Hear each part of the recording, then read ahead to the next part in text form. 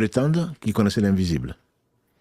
Et donc, ils vont dire, on va demander à Mohammed, ou même dans certains poèmes qui frôlent la mécréance. Hein.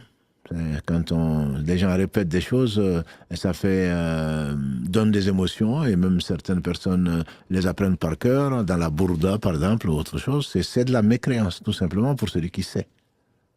Il y a beaucoup de perroquets qui le répètent sans vraiment comprendre le sens. Le sens, quand il dit que Mohammed, toi qui connais l'invisible, c'est grave.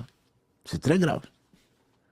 Allah subhanahu wa ta'ala, dans nombre de versets, notamment dans le verset 65 de la sourate Les fourmis, An-Naml, la sourate 27, Allah dit en substance, Ya Muhammad dit, nul de ceux qui peuplent les cieux et la terre ne connaît l'inconnaissable ou l'invisible, al-ghayb, hormis Allah. Allah seul sait.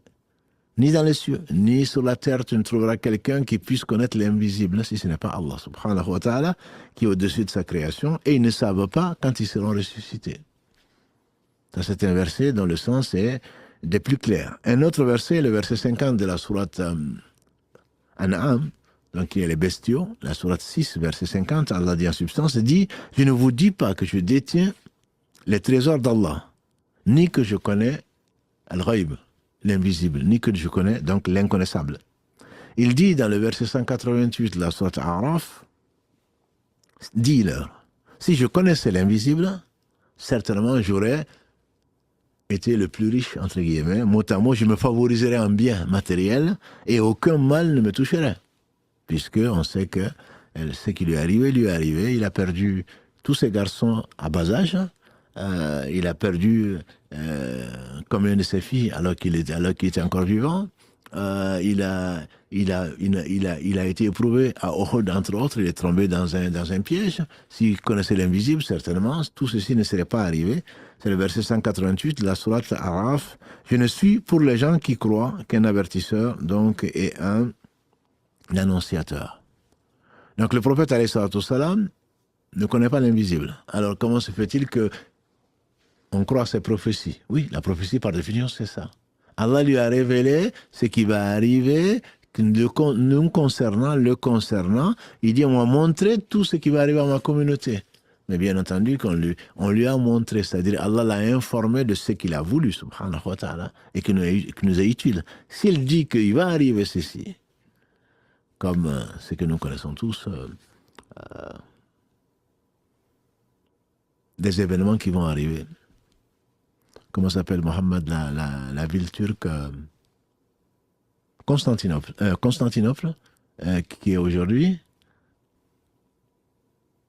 en Turquie, Constantinople. Istanbul. Non? Istanbul, non? Istanbul, absolument. Istanbul, il a dit, Constantinople va devenir musulman. Bon, bien entendu, à l'époque, il y a 15 siècles, on n'aurait pas imaginé ça. La Turquie était loin et surtout, l'islam n'était pas arrivé là. Et il a dit, on m'a déplié la terre. Je l'ai vu de l'est en l'ouest, de l'est en ouest. Et Allah m'a tout montré de ce qui va arriver, etc. Mais il ne connaissait pas. Il ne connaissait que ce que Allah lui a révélé. Sinon, très certainement, on l'aurait associé, et ta'ala Allah dhalika ulun kabira, à son Seigneur et au nôtre, subhanahu wa ta'ala. Quand il a fait une prophétie, on peut en être sûr, comme on est sûr de mourir. Je pense que personne ne doute qu'il va mourir.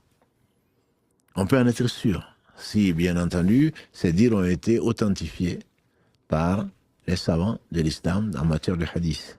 S'il a dit une chose, comme le disait Abu Bakr, s'il a dit, c'est que c'est vrai. S'il l'a dit, c'est que c'est vrai. Mais est-ce qu'il l'a dit?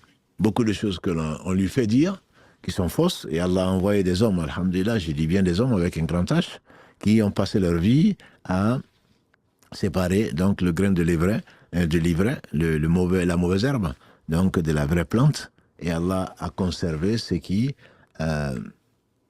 nous préservera de l'erreur, comme il a dit alayhi salatu wassalam. C'est ça, c'est une faveur d'Allah sur lui et une faveur d'Allah sur nous.